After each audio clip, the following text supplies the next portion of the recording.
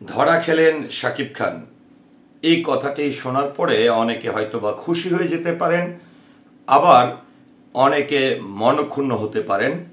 বিশেষ করে যারা শাকিব খানকে পছন্দ করে বা সাকিবিয়ান যারা রয়েছে তাদের কাছে খুবই দুঃখজনক এই বিষয়টি। আর বাংলা চলচ্চিত্রের জনপ্রিয় সুপারস্টার শাকিব খানকে যারা অপছন্দ করে তাদের কাছে আজকের এই আলোচনাটি হয়তোবা ভালো লাগতেও পারে, নাও লাগতে পারে। তবে যেটি হচ্ছে যে আজকে যে বিষয়টি আমি আপনাদের সামনে তুলে ধরছি, ধরা খেলেন শাকিব খান। আসলে কি শাকিব খান ধরা খেয়ে গেলেন, কিংবা আসলে কি শাকিব খান ছিটকে পড়লেন, নাকি শাকিব খানের জায়গায় আছে, শাকিব খান নতুন করে আরও কিছু উপহার দিবে, নাকি শাকিব খানের এখানেই তার কেরিয়ারের সুন্দর মুহূর্ত, সুন্দর যাত্রাটি শেষ হয়ে যাবে? এই নিয়ে কিন্তু আজকে আমার অনেক বিশেষ একটি আলোচনা। আশা করছি ভিডিওটি না টেনে অবশ্যই আমার পুরো ভিডিওটির সঙ্গে থাকবেন। তো বিষয়টি হচ্ছে যে আপনারা জানেন শাকিব খান অভিনীত সর্বশেষ যে চলচ্চিত্রটি মুক্তি পেয়েছে রায়হান রাফির পরিচালনা তুফান সিনেমাটি মূলত শাকিব খানের যখন গানগুলো অন ইয়ারে আসলো সোশ্যাল মিডিয়াতে, তারপর থেকে কিন্তু বেশ আলোড়ন সৃষ্টি করেছে। তারপর আমরা দেখেছি ট্রেইলার টিজার, এই ট্রেইলার টিজারের মধ্যেও কিন্তু একটি ভিন্নতা ছিল। তবে যেটি হচ্ছে যে এই ট্রেইলার কিংবা টিজারের মধ্যে যেরকম ভিন্নতা ছিল, এরকম এই তুফান সিনেমাটি নিয়ে কিন্তু মতানৈক্য ছিল। তো এখন বিষয়টি হচ্ছে যে সম্প্রতিকালে আপনারা জানেন যে গত ঈদে মুক্তির পরে নতুন করে ইদানিং একটি আলোচনা শুরু হয়েছে। একটি পক্ষ বলছে শাকিব খান ধরা খেয়েছে, শাকিব খানের কেরিয়ার এখানেই শেষ, শাকিব খান হয়তোবা আর আগাতে পারবে না। অন্যদিকে আমরা যেটি দেখেছি যে শুধু শাকিব খানের তুফান সিনেমা নয়, এর আগে যে ছবিটি মুক্তি পেয়েছিল সেটি হচ্ছে যে প্রিয়তমা। সেই প্রিয়তমার পরেও কিন্তু এই ধরনের কথাই শুনেছিলাম, কেননা প্রিয়তমা ছবিটিও বাংলাদেশ সহ বিশ্বের অনেকগুলো রাষ্ট্রে কিন্তু মুক্তি পেয়েছিল। সেম যদি বলতে চাই যে আপনারা জানেন যে কুরবানির ঈদে শুধুমাত্র বাংলাদেশে মুক্তি পেয়েছিল এই তুফান সিনেমাটি। তো যখন এই তুফান সিনেমার গান আসলে প্রচার হয় কিংবা সোশ্যাল মিডিয়াতে প্রকাশ হয়, তখন একটি পক্ষ কিন্তু বলেছিল যে শুধুমাত্র গানগুলো হয়তোবা ভালো হবে, কিন্তু ছবিটি হয়তোবা ওরকম ভাবে চলবে না। আবার আমরা দেখেছিলাম এই তুফান সিনেমার সঙ্গে কিন্তু 3 থেকে 4টি ছবি আরো মুক্তি পেয়েছে। তো সেই জায়গায় এসে আমরা জানি যে বর্তমান সময়ে, সেই আগেকার সময়ে 1-1.5 হাজার সিনেমা হল ছিল। সেই 1-1.5 হাজার সিনেমা হল কিন্তু এখন আর নেই। সেই জায়গায় 100-150 সিনেমা হলে এসে আমরা পৌঁছেছি। বিশেষ করে বিশেষ অকেশন যদি বলতে চাই, 2টি ঈদ যখন আসে তখন শুধুমাত্র কিছু সংখ্যক সিনেমা হল ঈদকে কেন্দ্র করে কিন্তু খোলা হয়। তবে যেই বিষয়টি নিয়ে আমি একটু কথা বলছি, ধরা খেলেন শাকিব খান, এমন শিরোনামে বেশ কিছু গণমাধ্যমে কিন্তু সংবাদ প্রকাশ হয়েছে। তো শাকিব খান আসলে কোন জায়গায় ধরা খেয়েছে, কিসে ধরা খেয়েছে, কি কারণে ধরা খেয়েছে, কাদের কাছে ধরা খেয়েছে, সেটি হচ্ছে এখন দেখার মূল বিষয়।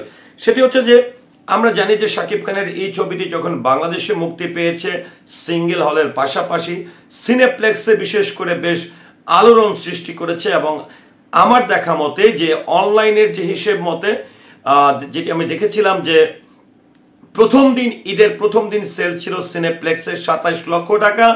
ঈদের দ্বিতীয় দিন আমরা দেখেছিলাম অনলাইনের মাধ্যমে 60 লক্ষ টাকা। অন্যদিকে শুনেছি বাংলাদেশের অনেক সুনামধন্য একটি কোম্পানি প্রায় বেশ কয়েক কোটি টাকার বিনিময়ে এই তুফান সিনেমাটির নিবেদন স্পন্সরশিপ করেছে। অর্থাৎ অনেকটা বলাই চলে যে একটি লঘুর বিনিময়ে শাকিব খানের এই তুফান সিনেমাটি পেয়েছিল প্রচুর টাকা। তারপরে যেটি আমরা দেখেছিলাম যে একই সঙ্গে শাকিব খানের এই ছবিটি প্রায় 14, 15, 16, 17টি রাষ্ট্রে মুক্তি দেওয়া হবে। তো এই আলোচনা যখন চলছিল বা ঈদের কয়েক সপ্তাহ পরে, 3-4 সপ্তাহ 5 সপ্তাহ পরে কিন্তু এই ছবিটি আমাদের পার্শ্ববর্তী রাষ্ট্র কলকাতাতে মুক্তি পেয়েছে। তো যখনই আসলে কলকাতাতে মুক্তি পেয়েছে, আমরা বরাবরই দেখি যেটি যে যখন আমাদের দেশীয় চলচ্চিত্র বাইরে কোথাও যাচ্ছে বা আমাদের একটি শ্রেণী বরাবরই আমরা কি করছি যে পক্ষ বিপক্ষ আমরা কখনো চিন্তা করছি না যে আমাদের দেশে চলচ্চিত্র একজন শিল্পীকে আমার ভালো লাগতেই পারে, নাই লাগতে পারে, কিন্তু সমষ্টিগতভাবে যদি আমরা চিন্তা করি আমার দৃষ্টিকোণ থেকে যে আসলে শিল্পী ব্যক্তি পছন্দের জায়গায় ভিন্নতা থাকলেও বাংলা চলচ্চিত্রের জন্য এই বাঙালি হিসাবে কিন্তু বাংলা চলচ্চিত্রের প্রতি কিন্তু আমাদের ভালোবাসা থাকা উচিত। তো যেটি হচ্ছে যে আমরা শাকিব খানের যখনই ছবি মুক্তি পাচ্ছে বরাবরই সাকিবিয়ান বা সাকিব ভক্ত যারা আছেন বা একটা চলচ্চিত্র প্রেমী একটি শ্রেণী বরাবরই বাংলা চলচ্চিত্রকে প্রমোট করে এবং সাপোর্ট করে। আরেকটা জিনিস দেখেছি যে বাংলাদেশে কিন্তু একটি পক্ষ, যদি আমি শুধু শাকিব খানের কথা বলতে যাই তাহলে দেখছি যে শাকিব খানের ছবি নিয়ে একদম শুরু থেকেই নেগেটিভ নেগেটিভ নেগেটিভ নেগেটিভ বলতে থাকে। তো আমি একটি প্রশ্ন আসলে করতে চাই যে এই যে সম্প্রতিকালে শাকিব খানের ছবিটি কলকাতায় মুক্তি দেওয়া হয়েছে, বাংলাদেশে বেশ খানিকটা সফলতা অর্জন করেছে এবং অনেকেই বলছিল যে নেটিজন থেকে শুরু করে চলচ্চিত্র বোদ্ধা থেকে শুরু করে চলচ্চিত্র প্রেমীরা বলছিল যে বাংলা চলচ্চিত্র হয়তোবা আবারও ঘুরে দাঁড়াচ্ছে, এমনটাই কিন্তু অনেকে বলছিল। কিন্তু এরই মধ্যে যখন এই শাকিব খান অভিনীত এই তুফান সিনেমাটি কলকাতায় মুক্তি দেওয়া হয়েছে তখন কিন্তু আমরা দেখছিলাম যে কলকাতার অনেক শিল্পীদের কিন্তু সাক্ষাৎকার বা এই তুফান সিনেমাটি নিয়ে কিন্তু বেশ তাদের মধ্যে মতানৈক্যের কথা বলি বা আলোচনা সমালোচনায় কিন্তু তারা মেতে উঠেছে। এবং এমনকি বিশেষ করে আমি কিছু গণমাধ্যমে দেখেছিলাম যে এই শাকিব খানের এই তুফান সিনেমাটি যখন কলকাতায় মুক্তি দেওয়ার প্রসঙ্গটি আসে তখন কলকাতার সুপারস্টার জিতকে প্রশ্ন করা হয়েছিল যে এই তুফান বাংলাদেশের জনপ্রিয় চিত্রনায়ক সুপারস্টার শাকিব খানের তুফান সিনেমাটি কলকাতায় মুক্তি দেওয়া হবে, এটি নিয়ে আপনার বক্তব্য কি? সেখানে কিন্তু জিত একটি কথা বলেছেন যে আমাদের দরজা খোলা, হ্যাঁ আসতেই পারে বিষয়টিকে। কিন্তু তারপরে এই বিষয়টিকে সাকিবিয়ানরা খুবই নেগেটিভ ভাবে নিয়েছে এবং জিত ভক্তরা কিন্তু একভাবে নিয়েছে এবং সাকিবিয়ান এবং জিত ভক্তদের মধ্যে কিন্তু একটি মতানৈক্য তৈরি হয়েছে। তো আমার আজকের আসলে যে বিষয়টি হচ্ছে যে শাকিব খান ধরা খেয়েছে, যে বিষয়টি নিয়ে আমি একটু কথা বলতে চাই এবং আপনাদের কাছে দুইটি পক্ষের কাছে কিন্তু আমি প্রশ্ন রাখতে চাই। একটা হচ্ছে সাকিবিয়ান, সাকিব ভক্ত, বাংলা চলচ্চিত্র প্রেমী, অন্যদিকে যারা আসলে বরাবরই আমি দেখে আসছি যে শাকিব খানের বিরুদ্ধে নেগেটিভ নিউজ করে আসেন কিংবা সোশ্যাল মিডিয়ায় লেখালেখি করে। একটি জিনিস আমি শুধু বলতে চাই যে বাংলাদেশের কয়জন আর্টিস্টের বর্তমান প্রেক্ষাপটে ছবি বিশ্বের অনেকগুলো রাষ্ট্রে মুক্তি দেওয়া হয়, আর আমাদের ব্যক্তিগত জায়গা থেকে হয়তোবা একজন শিল্পীকে পছন্দ অপছন্দ থাকতেই পারে, কিন্তু যদি সমষ্টিগতভাবে যদি বলতে চাই যে বাংলা চলচ্চিত্র আমাদের দেশের পাশাপাশি বিশ্বের অনেকগুলো রাষ্ট্রে মুক্তি দেওয়া হচ্ছে, সেটিকে আমাদের দেশের জন্য ভালো নয়? তো আমার দেশের কোনো জিনিসকে নিয়ে যখন আমরা নেগেটিভভাবে প্রেজেন্ট করি, এটি কি আসলে আমাদের কতটুকু দেশপ্রেম আছে বলে বোঝায়? যারা এই কাজটি করে এটি কতটা নৈতিকতার মধ্যে পড়ে, এটি কিন্তু আমার একটি প্রশ্ন।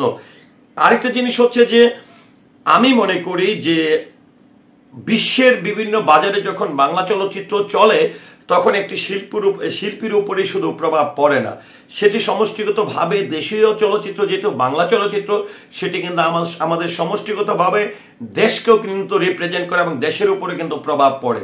সেক্ষেত্রে আসলে এই যে বিষয়গুলো আমি দুইটা পক্ষকে যে প্রশ্নটি করলাম যে আপনারা অনেক পক্ষ বলছেন ধরা খেয়েছে শাকিব খানের ছবি কলকাতা থেকে নামিয়ে দিয়েছেন, 3-4 দর্শক হচ্ছে, এটা আসলে আমরা যখন সামাজিক যোগাযোগ মাধ্যমে এই লেখালেখি করি সেক্ষেত্রে আসলে আমাদের দেশীয় চলচ্চিত্রের জন্য দেশের জন্য কতটুকু মঙ্গলজনক, এমনটা প্রশ্ন রেখে কিন্তু আমি এখানে শেষ করছি। আসসালামু আলাইকুম।